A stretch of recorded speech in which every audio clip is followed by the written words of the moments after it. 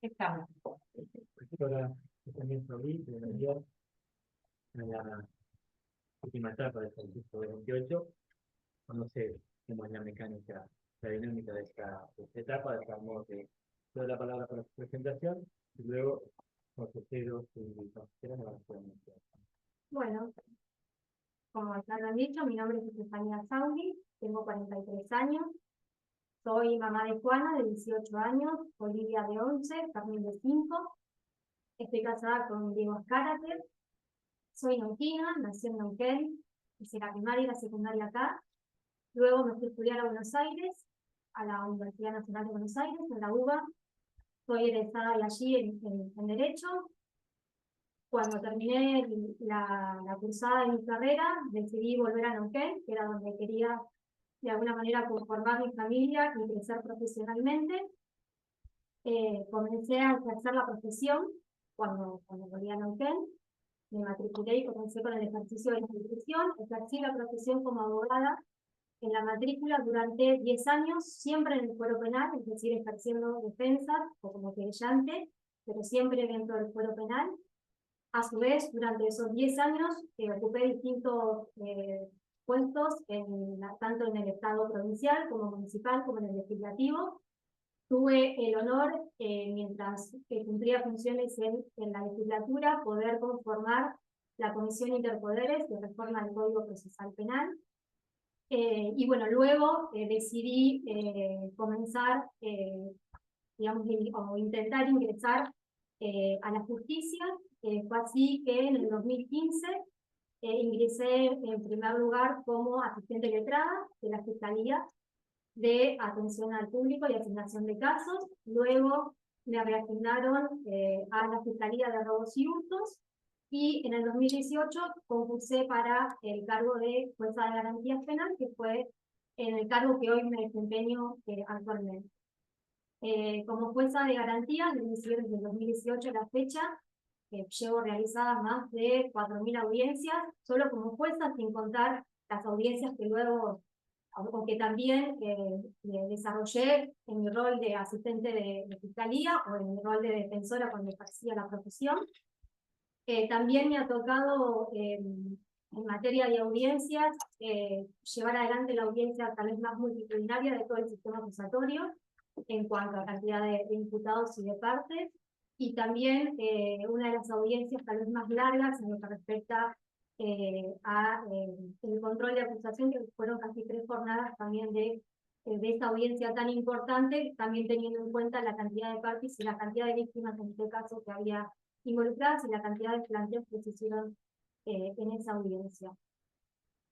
También he subrogado en reiteradas oportunidades como jueza de tribunal de impugnación, por lo tanto también conozco digamos, la judicatura para la cual, o la magistratura para la cual me estoy presentando. He realizado varios juicios por jurados, en lo que va en el desarrollo, digamos, de mi rol como jueza penal de garantías. Y en cuanto a mis capacitaciones, en primer lugar, bueno, hice una especialización en Derecho Administrativo, mientras cumplía funciones dentro de la administración pública. Soy diplomada en juicio por jurados, en criminalística y criminología. Estoy terminando, ya terminé la cursada, me falta rendir solo el examen integrador de la diplomatura en Derecho de Ejecución Penal, que también es una rama de competencia del Tribunal de Impugnación, y por eso me pareció interesante especializarme en esta materia, vinculada con el rol para el cual, o para el cargo para el cual me postulo. A su vez también tengo un magíster o una maestría en Derecho Penal de la Universidad del Austral. Allí tuve mención de honor en mi tesis, en mi trabajo final de tesis, y medalla de oro mejor promedio. Y a su vez, hace ya varios años, también soy docente en el Instituto de Seguridad Superior, en el Instituto Superior de Seguridad, perdón, de la Policía del Neuquén. Allí doy distintas materias vinculadas con marco jurídico penal a las 3 tecnicaturas: la tecnicatura en seguridad vial, la tecnicatura en investigaciones y la tecnicatura en criminalística. Esa creo que es más o menos mi presentación, más allá de que la conozco. Buenas tardes, doctora. Bueno, como ya queda subrogado en el Tribunal de Impugnación, me gustaría saber su opinión del funcionamiento y qué le cambiaría en caso de acceder al cargo de también la magistración. Y con segunda pregunta, que ha presentado casi toda la reforma, tanto la legislatura como cosas que vienen viendo ahora que se cumplió los 60 años, que hoy estamos en la presentación de Flavio Municipal algún título, algo. Bien. En cuanto a la primera pregunta, que es el funcionamiento del Tribunal de Impugnación, lo primero que entiendo que hay que tener en cuenta es que el Tribunal de Impugnación tiene competencia en todo el territorio provincial. Por lo tanto, de alguna manera, más allá de que el caudal de trabajo y audiencias está en la primera circunscripción de las 221 audiencias que el Tribunal de Impugnación realizó durante el periodo del año 2023, 133 audiencias corresponden a la primera jurisdicción. Por lo tanto, por existir el mayor caudal de trabajo está en esta jurisdicción, por lo que también implica que tal vez haya más jueces en esta jurisdicción justamente para poder lograr la presencialidad de las audiencias. El resto de las audiencias suelen darse en las otras jurisdicciones, que son un promedio de 25 o 28 audiencias, salvo la jurisdicción o la circunscripción de Chosmalal, que es la que menos cantidad de audiencias de impugnación tiene, que son alrededor de 11. El Tribunal de Impugnación ha logrado una forma de trabajo consensuada, esto, digamos, como forma parte de las reuniones que tiene el presidente del Tribunal de Impugnación con el vicepresidente y con sus pares, en cuanto a que cuando se trata de audiencias de revisión de sentencias, sea necesaria la presencia de un juez de esa jurisdicción, justamente para estar en la inmediación con las partes, permitiendo que el resto de tal vez los funcionarios de los jueces pueda salir bajo la modalidad de Zoom. Obviamente esto se tiene en cuenta la particularidad de cada caso, ¿no? Hay sentencias o hay casos que ameritan que los 3 jueces estén presenciales, pues eso implicará el traslado del juez de la jurisdicción en la que se encuentra y a la que tenga que ir en función de dónde se tenga que resolver. Y en cuanto al resto de las audiencias, que son las revisiones comunes, también hay como un acuerdo interno de que se pueden realizar, digamos, por Zoom. También lo ideal es la presencia al menos de un juez en la jurisdicción donde se lleva adelante esa audiencia, es decir, con la presencia directa de las partes, para preservar el principio de mediación. Hoy por hoy hay jueces de impugnación en casi todas las jurisdicciones, menos de Chosmalal, pero también eso implica que tal vez hay en San Martín de los Andes y hay 2 jueces que suelen trasladarse, lo mismo en Zapala, que también tiene un juez, Putralcó, que también tiene. Bueno, Neuquén es la jurisdicción que se estaría quedando con menos jueces, siendo la que más caudal de trabajo tiene. Creo que la forma de trabajo que han consensuado, digamos, cumple con los requisitos para poder justamente llegar a toda la provincia, justamente con la competencia que tiene el Tribunal de Impugnación, con estas particularidades, que yo entiendo que si hay una investigación, un caso que por la complejidad del mismo, por los intereses que están en pugna, o justamente por las particularidades, ya sea de víctima o imputado, amerita la presencialidad, soy de la idea de que, bueno, este juez de impugnación deberá trasladarse a esta localidad para justamente estar presente y obviamente poder llevar adelante la audiencia de esa manera. Doctora, ¿el agendamiento de las audiencias se lo determinan los jueces penales de acá en Neuquén o lo hace el propio tribunal? No, el Tribunal de Impugnación tiene una oficina especial que es distinta de la oficina judicial penal de Neuquén, que es la que agenda las audiencias de los jueces de garantía. Hay una coordinación general de impugnación, que es la que fija las audiencias a los jueces del Tribunal de Impugnación, y que a su vez también agenda todo lo que tiene que ver o está vinculado con los juicios. Así que en ese sentido entiendo que el trabajo que llevan adelante, porque con esta particularidad que se tendría en cuenta, depende del caso trasladar, entiendo que cumple su función de manera satisfactoria. Con respecto a si el código necesita reformas, entiendo cuanto más reformas que comienzan a hacer sobre un código, más se va desvirtuando el mismo. En estos 10 años solamente se han hecho dos reformas, que entiendo que por cuestiones de tal vez de política criminal eran necesarias, y si yo tengo que evaluar qué reformas realizaría, tal vez tendrían que ver con cuestiones vinculadas a plazos.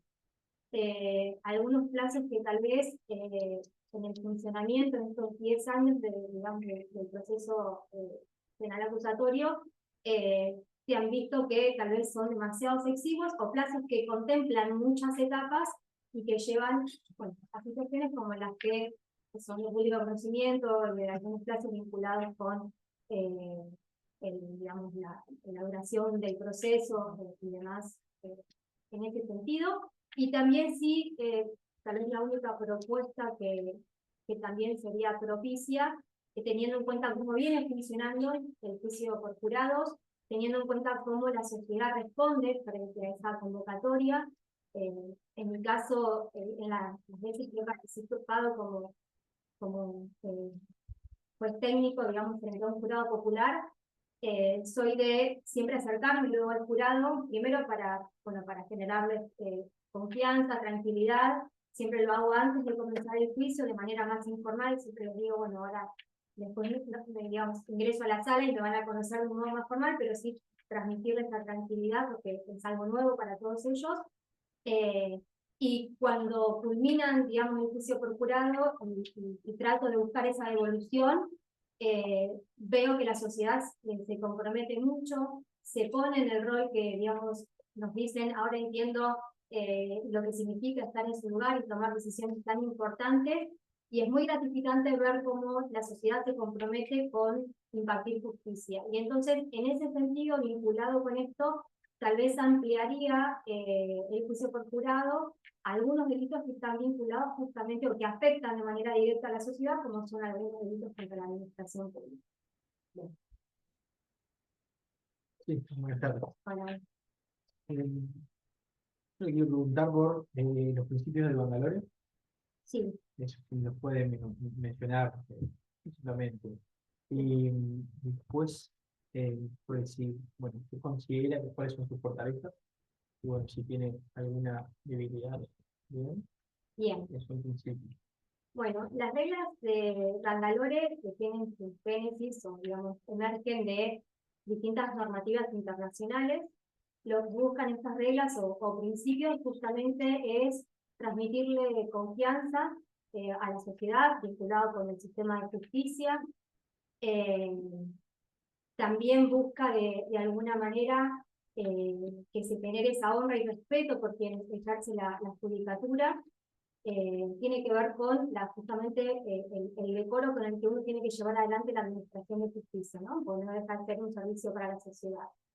Estas reglas en principio son la imparcialidad, que tiene que ver con la imparcialidad no solo individual. Cuando me refiero a imparcialidad individual, tiene que ver con que si yo, posicionándome, ¿no?, en el cargo para el cual estoy concursando, como jueza de impugnación, que siempre se conforma con 3 jueces, tengo una postura sobre un determinado tema, ese voto, sostenerlo y justamente ser imparcial y mantener mi individualidad frente a la toma de una decisión.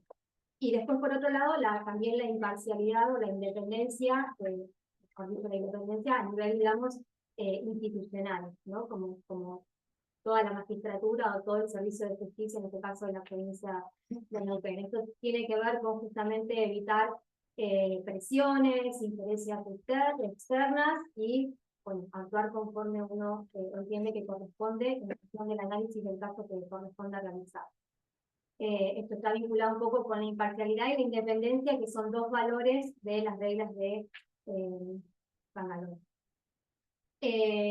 Por otro lado, también, cuando hablamos de imparcialidad, tiene que ver con la imparcialidad no solo de no realizar un prejuzgamiento del caso que uno tiene que decidir, es decir, una imparcialidad vinculado con lo procesal, con lo objetivo, o sea, no adelantar un posicionamiento que puede implicar un apartamiento, sino también con la imparcialidad subjetiva, es decir, no tener ningún interés particular frente a ese litigio, ya sea con cualquiera de las partes.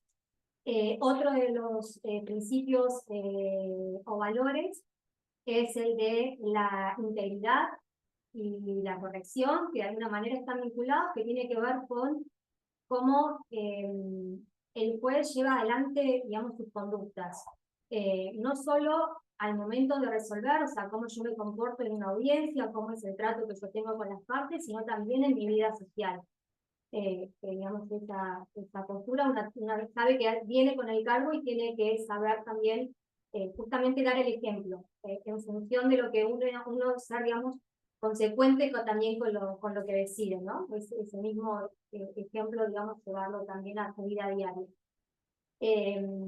También otro de los valores de las reglas es el de la igualdad, es decir, tener en cuenta la igualdad entre todas las partes, darle la misma posibilidad a todas las partes de que se expresen y de que puedan llevar adelante sus conflictos y obviamente uno resolver, tener en cuenta las diversidades que hay en una sociedad, que también tiene que ver con este valor de igualdad.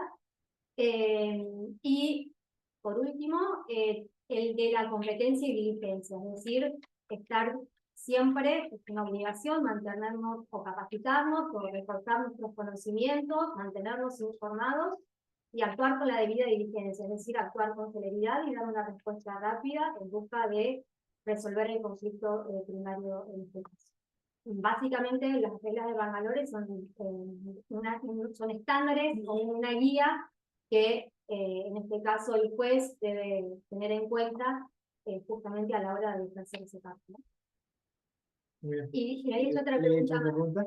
Sí, respecto bueno, cuál consideraba que podían llegar a ser sus fortalezas y llegado el caso si considera también que tiene alguna debilidad. Sí, tengo debilidades, creo que las he ido sorteando.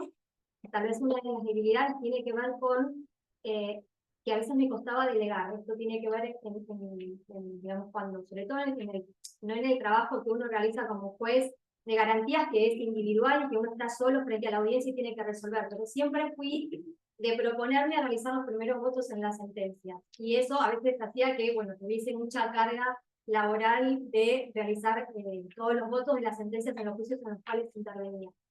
Luego, con el tiempo, aprendí a delegar y, como siempre yo digo, delego pero ayudo, porque trato de que salga la mejor sentencia. Entonces, si bien delego, siempre trato de hacer mis aportes para que, vuelvo a insistir, salga la mejor sentencia posible.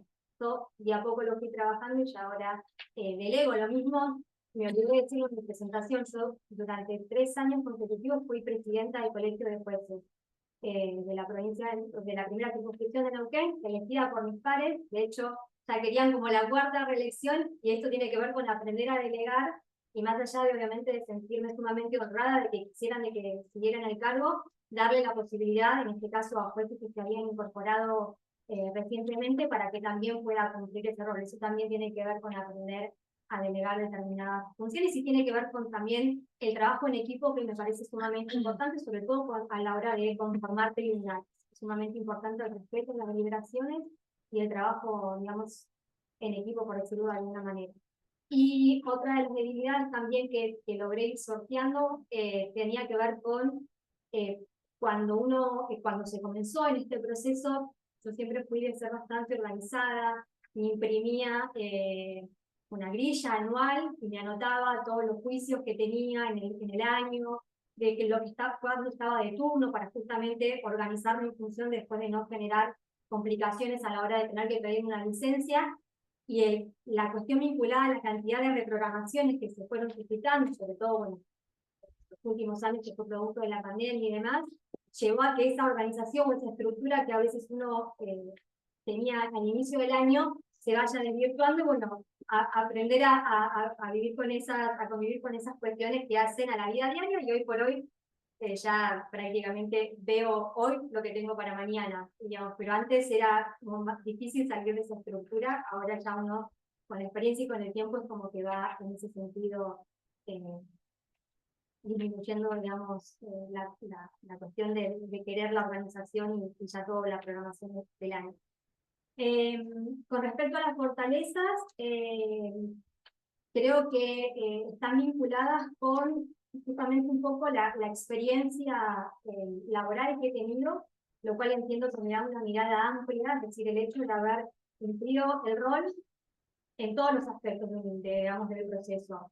Defensa, querella, parte acusadora y jueza me hace tener una mirada más amplia a la hora de resolver un conflicto. De alguna manera poder advertir por dónde puede venir justamente el agravio. Eso me da la capacidad de, a medida que voy escuchando y puedo influir por dónde puede venir, ir pensando la resolución, cuestión de que me lleve a dar justamente la resolución de manera rápida del conflicto que se esté planteando. Obviamente también entiendo que es una fortaleza, bueno, el compromiso que tengo con el trabajo, la dedicación, siempre mis capacitaciones han sido en materia del fuero penal y en materias que entiendo que justamente juicio jurado, ejecución de la pena, cuestiones que entiendo que son primordiales en la labor que voy desarrollando. Cuando estaba como fiscal, la diplomatura también criminalística y criminología, siempre traté de ir focalizándome en función del rol que cumplía. También, de alguna manera, el hecho de ser jueza de la primera circunscripción da cierto entrenamiento, por decirlo de alguna manera, por el caudal de trabajo que uno tiene, en cuanto, como bien dije, la cantidad de audiencias, el tipo de audiencias que uno lleva adelante. Eso también creo que es una fortaleza que me lleva en este momento a poder resolver cualquier tipo de audiencia con cualquier controversia de manera rápida, justamente por el entrenamiento que esto conlleva. Creo que estas son... Muy bien, muchas gracias. Buenas tardes. Ser jueza penal es institución que la consecuencia debe ser una tarea compleja. Por lo menos se la ha visto en casos de importante resonancia social. Pero sin embargo, yo observo, digamos, un perfil bajo, ¿no? Y me gustaría que usted me diga cuáles son las razones, qué opina de cómo transmitir a la sociedad el trabajo de un juez penal que, que tiene como paradigma que no haya impunidad, que haya justicia. Entonces, esa es mi pregunta. Y cómo se imagina el caso de acceder al tribunal de impugnación esa relación con la justicia. Bien. En primer lugar, creo que es primordial la templanza.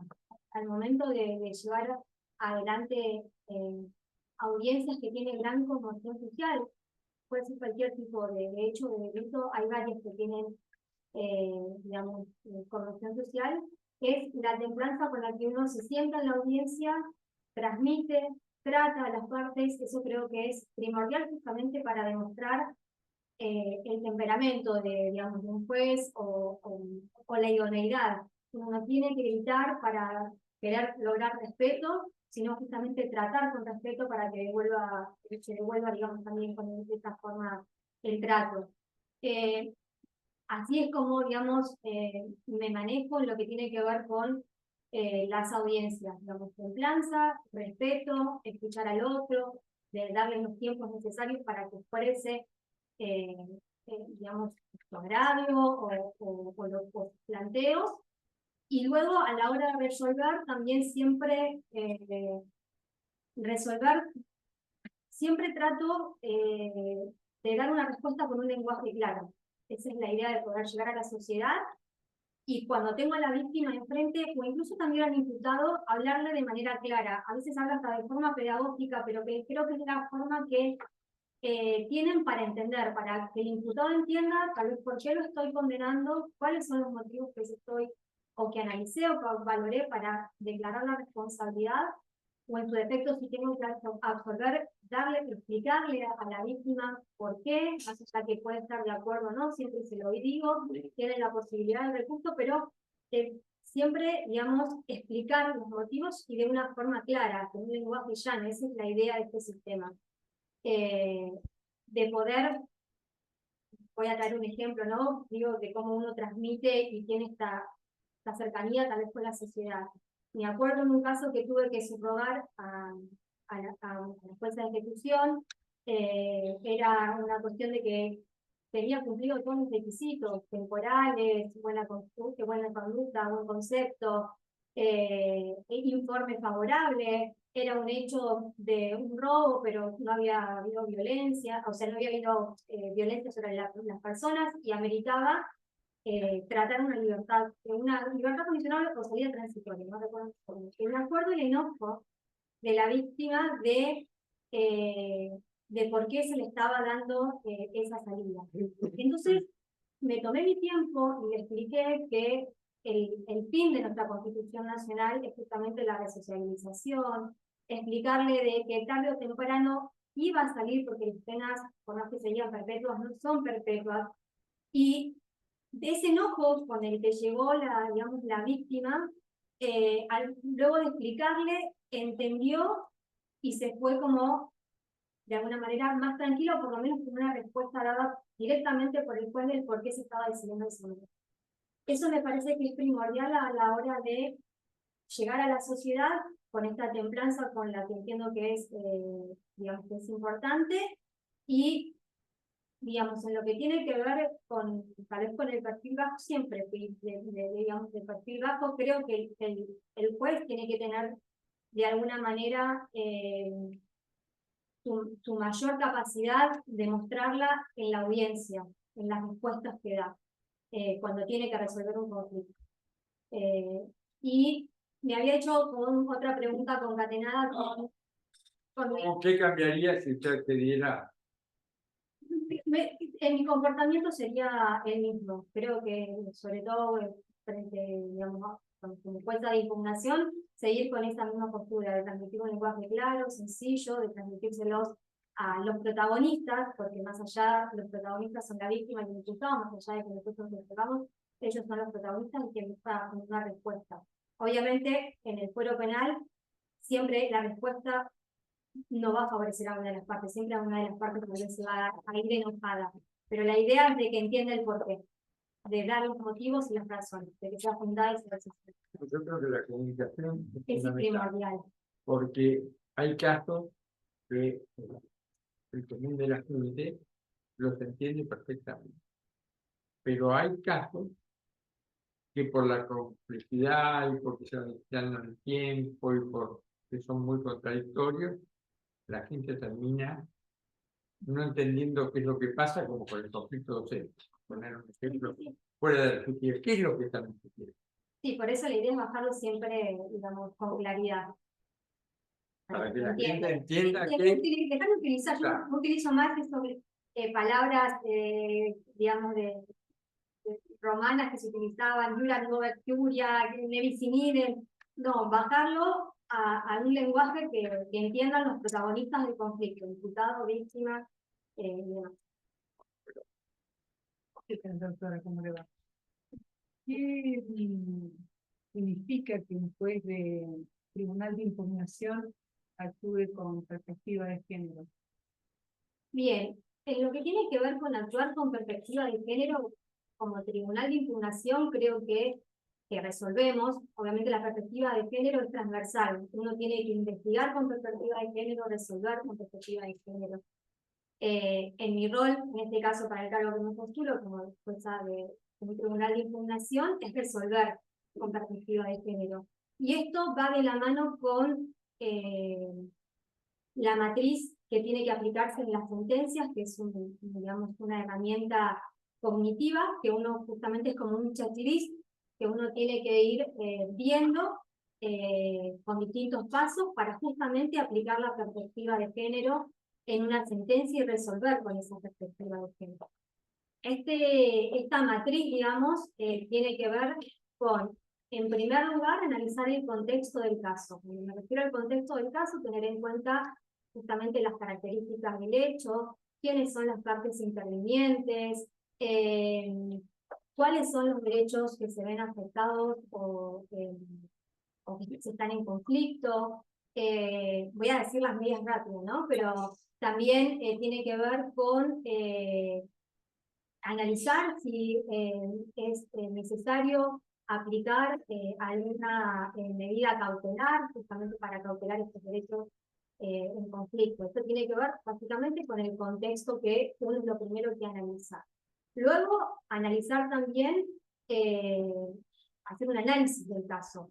Y ahí ya tal vez empezar a analizar justamente si está transversada por esta perspectiva de género, tendiente a determinar si existe alguna desigualdad de poder entre las partes, o sea, algún desequilibrio en ese sentido, si se advierten o se detectan estereotipos, preconceptos, también analizar en este paso las cuestiones vinculadas con las cuestiones vinculadas con si hay, digamos, manifestaciones sexistas. Eso tiene que ver con el análisis de este segundo paso. Luego también analizar las pruebas, por eso digo que a veces es un análisis transversal, ¿no? La prueba también bajo con esta perspectiva de género, evitando revictimizar a la víctima, no hacerla incurrir en varias oportunidades para tomar una declaración, actuar con la diligencia desde el inicio de la investigación, tratar de recabar la mayor información posible en este caso y obviamente analizar también la prueba bajo esa perspectiva. Luego también está el análisis de la normativa aplicable, es decir, o del derecho aplicable. En este sentido también tener en cuenta que lo trato de traerlo a un caso para ser más ejemplificador. Uno habla de la legítima defensa. La legítima defensa, conforme está establecida en nuestro Código Penal, uno le tiene que aplicar la perspectiva de género. Y aplicar la perspectiva de género al concepto de legítima defensa es que justamente tener en cuenta determinadas particularidades. La proporcionalidad del medio utilizado no es lo mismo si es un enfrentamiento entre dos hombres o si es un enfrentamiento entre un hombre y una mujer, que eso es también analizar con perspectiva de género. También tener en cuenta que cuando se habla de un mal grave o inminente, que en un contexto de violencia de género a veces no se requiere la inminencia porque justamente viene de un ciclo de violencia, esa violencia se puede dar en cualquier momento y ese tal vez es el último golpe ser el fatal. Entonces hay varias circunstancias que también ameritan, cuando digo analizar el derecho aplicable con esa perspectiva. Hay un término que me parece también muy significativo de cuando se habla de la violencia invertida, cuando producto de la violencia la mujer tiene que ejercer violencia y termina imputada como un caso de legítima defensa. Esto tiene que ver con analizar el derecho con esta perspectiva. También, como dije, la normativa aplicable, no solo nacional como internacional, es otro de los pasos en esta guía, digamos, del análisis de juzgar con perspectiva de género. Y, por otra parte, también el análisis de la jurisprudencia también es propicio para juzgar con esta perspectiva. Y por último, también sería la sentencia, que es justamente que esa sentencia implique resguardar la tutela judicial efectiva, dar una rápida respuesta a la resolución del conflicto y en plazos razonables justamente para no dilatar estas cuestiones que requieren de rápida respuesta. Gracias, doctora. Muy amable. Bueno, doctora. Usted hace más o menos 5 años y unos meses que jueza de terminal, digamos, de juez, ¿cierto? Me interesaría saber cómo considera usted que ha sido el trato con los abogados de la matrícula, que no son muchos, que ejercen derecho penal. Sí, no, es verdad, no son muchos. Yo he estado del otro lado, así que sí sé que no son muchos quienes ejercen. A ver, si yo lo tengo que llevar desde mi punto de vista, yo siempre justamente por el hecho de haber estado del otro lado, por decirlo de alguna manera, siempre soy respetuosa con los colegas que ejercen justamente el ejercicio de la profesión, porque me ha tocado estar de ese lado, digamos, en ese sentido.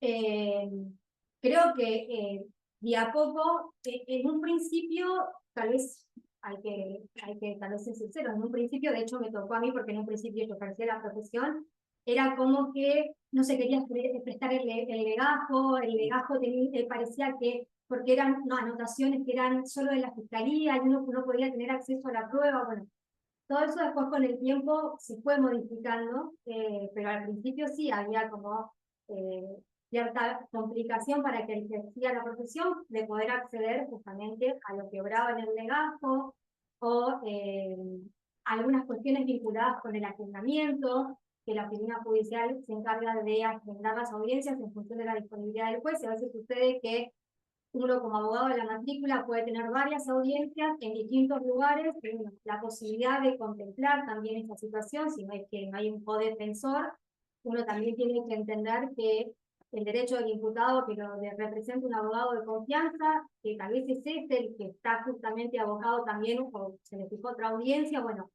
eso de a poco se fue consensuando. Al principio sí, tal vez habían algunas, digamos, como rispideces.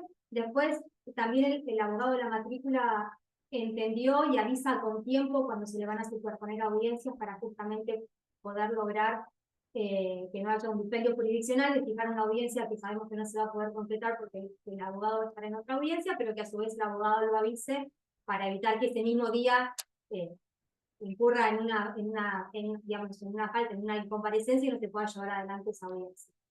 Y con lo que respecta a poder acceder a los legajos, esto también creo que de a poco se fue mejorando, ya hoy por hoy hasta incluso se comparten por Google Drive toda la información a la defensa. No dejan de haber casos en donde a veces se requiere de una audiencia de control de investigación al juez para que el juez le pida por favor al fiscal que le deje ver a la defensa la información. Suele haber, pero cada vez es más aislado.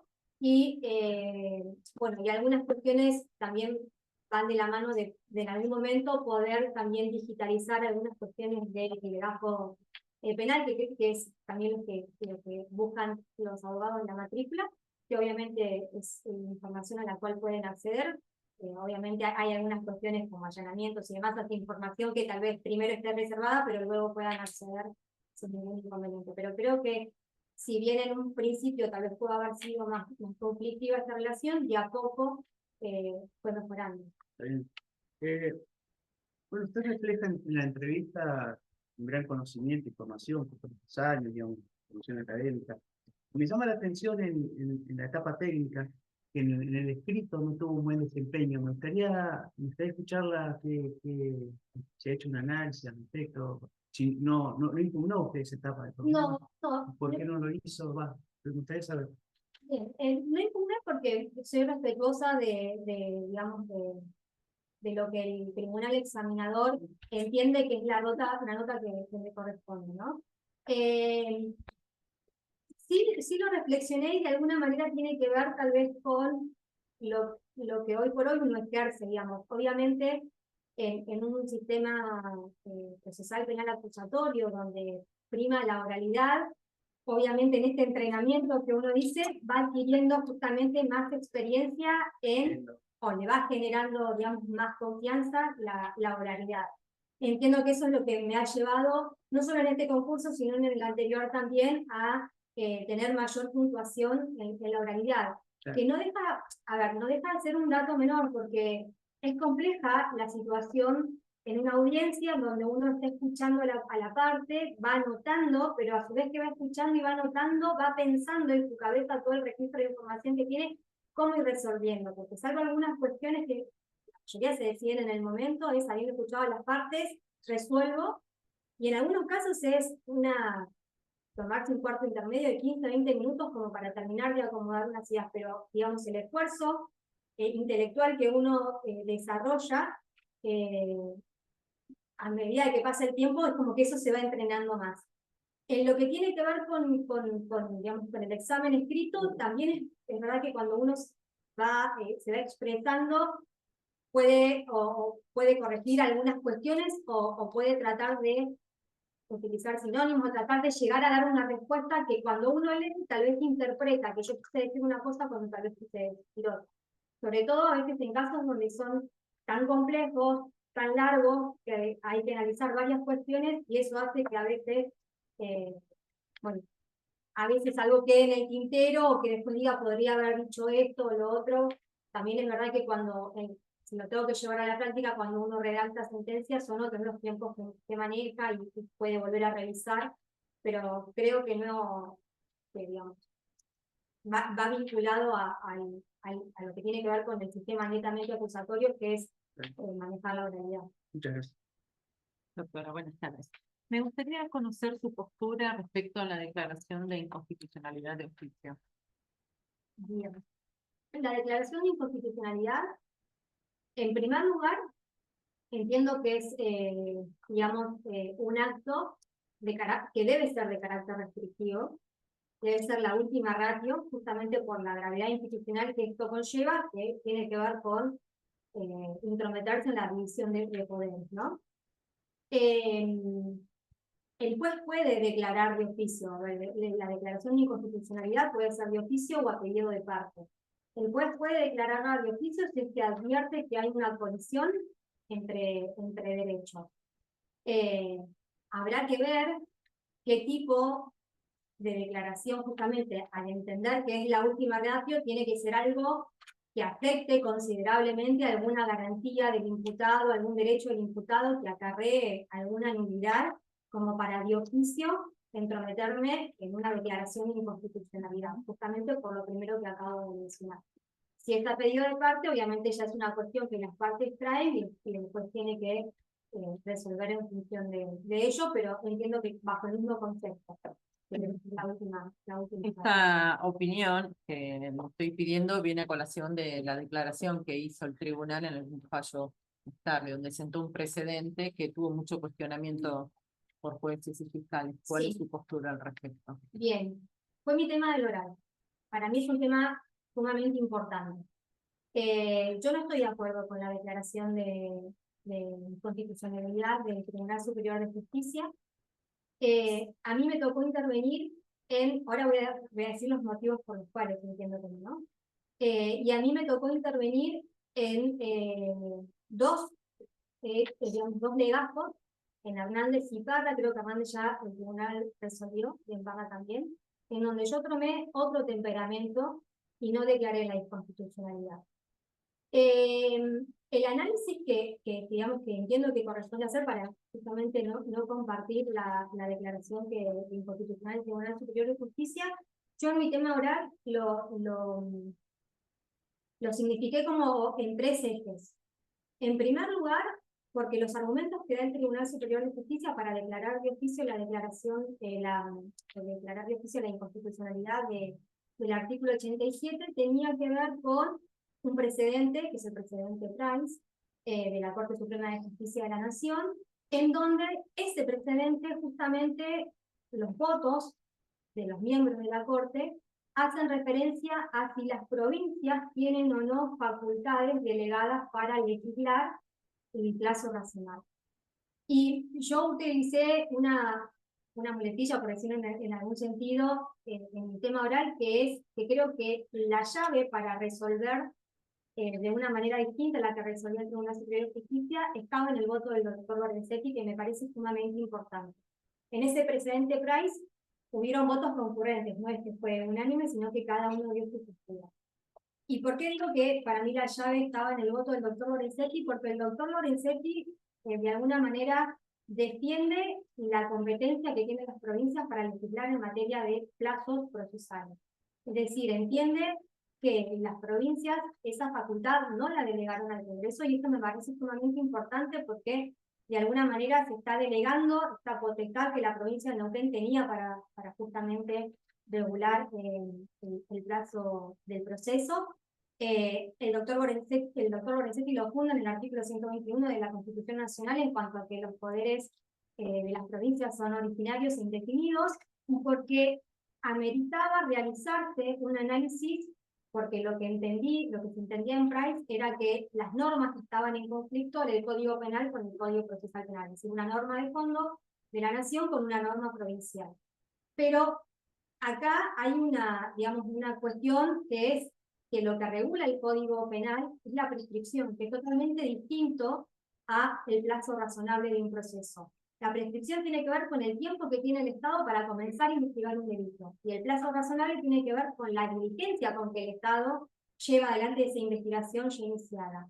Y esa facultad es de las provincias, así lo reconoce el voto del doctor Lorenzetti, que era una facultad de las provincias, y que en ese sentido entiendo que no correspondía, digamos, delegar esta cuestión.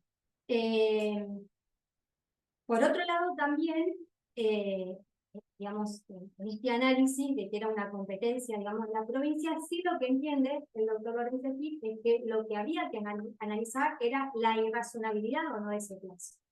Entonces, el doctor Lorenzetti declara la inconstitucionalidad del PRAI por la irrazonabilidad del plazo, no porque no fuera una facultad de las provincias regular ese plazo. No sé si te entiendes. Sí, sí, sí. Y entonces, en ese sentido es donde yo entiendo, y así fue como resolví como jueza de garantía, que corresponde realizar un test de razonabilidad, en el sentido de analizar cada caso en concreto y justamente tomar todos aquellos parámetros o estándares de la Corte Europea de Derechos Humanos vinculados con la complejidad del caso, la cantidad de partes intervenientes, la actividad procesal efectuada, la globalidad del juicio, que es un término también nuevo que se ha incorporado, que tiene que ver con el tiempo o en la etapa en la que se encuentra ese proceso, y eso analizarlo justamente en el contexto de si se trata de un caso que recién comienza, que está en una etapa de juicio, que está en una etapa de impugnación.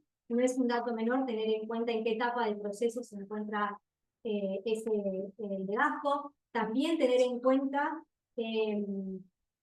la vulnerabilidad digamos, de los intervinientes, en este caso también de las víctimas, o si se está afectando algún derecho, por ejemplo, del imputado, si hay alguna medida de coerción o no. Me parece que todos estos aspectos hay que analizar. Y digo esto porque si lo traigo tal vez a colación al caso que me tocó a mí resolver, en primer lugar, los 3 casos, que no es un dato menor, los 3 casos que llegaron al Tribunal Superior de Justicia por vencimiento del artículo 87 fueron 3 casos atravesados por la pandemia y 2 de reenvío, que no deja de ser un dato menor porque de alguna manera en estos 10 años que solo hayan llegado estos 3 casos que fueron atravesados con la pandemia, demuestran que el plazo de 3 años como dato objetivo es un plazo razonable, pero lo que había que atender eran las particularidades de ese caso. Y voy a insistir, en los 2 casos en donde a mí me tocó resolver eran casos de delitos de abuso sexual. Y en ese sentido entiendo que justamente si uno aplicaba de manera automática el artículo 87, incurre en la impunidad, con las obligaciones estatales que también uno tiene en materia de delitos contra las mujeres víctimas de abuso sexual.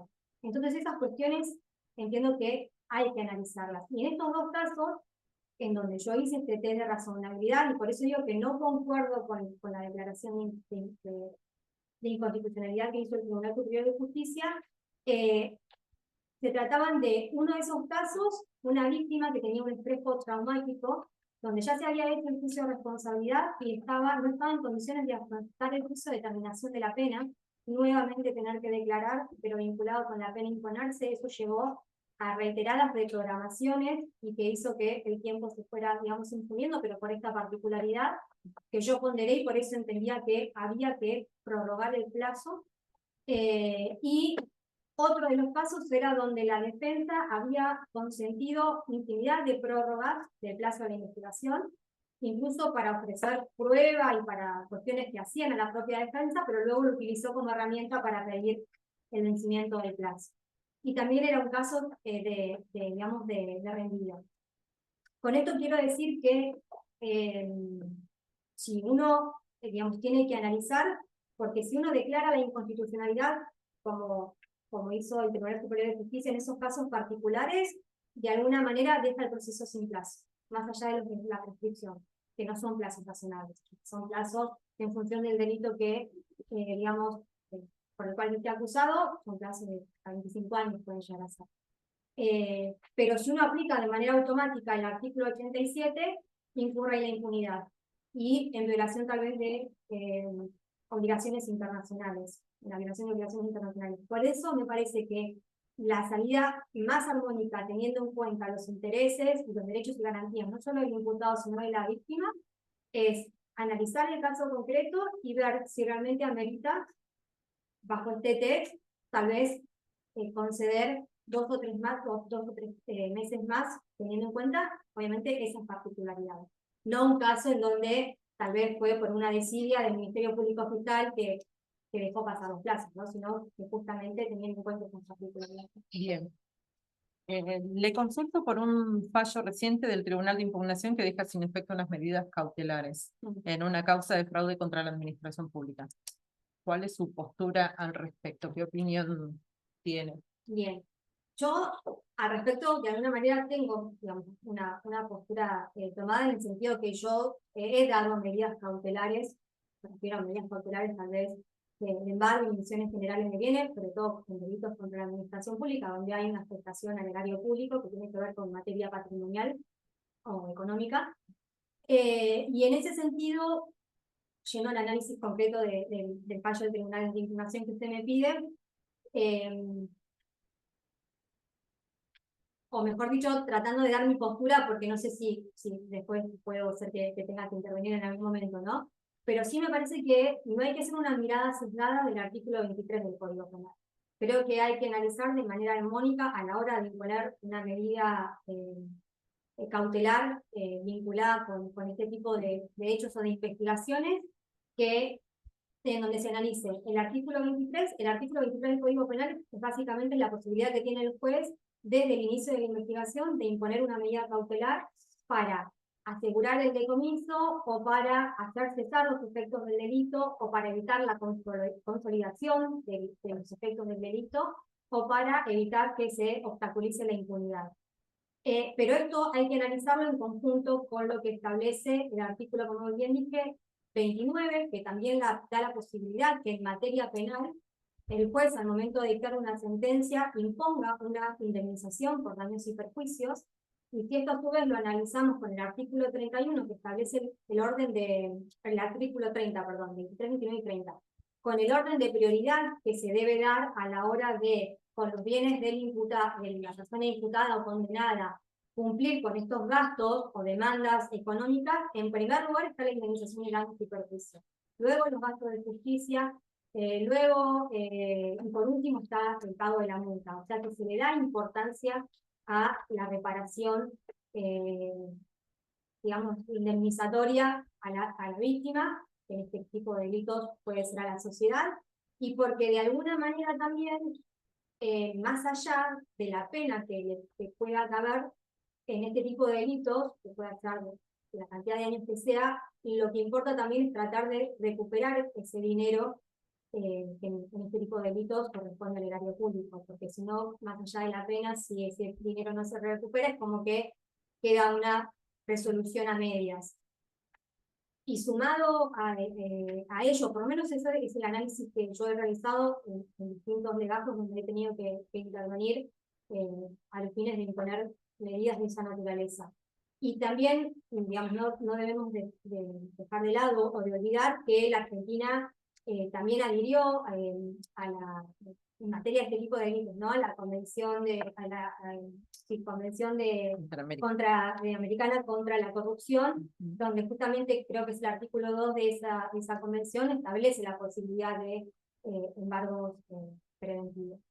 Pero tiene que ver justamente con si uno analiza la resolución del conflicto primario, que es a lo que debemos resolver. Ese conflicto primario está vinculado con una cuestión patrimonial digamos, y cuestión económica, que como sociedad se busca que también se haga un resarcimiento en ese sentido. Bien, gracias. ¿Alguien más? Muchas gracias. Bueno, gracias a ustedes. Gracias. Gracias.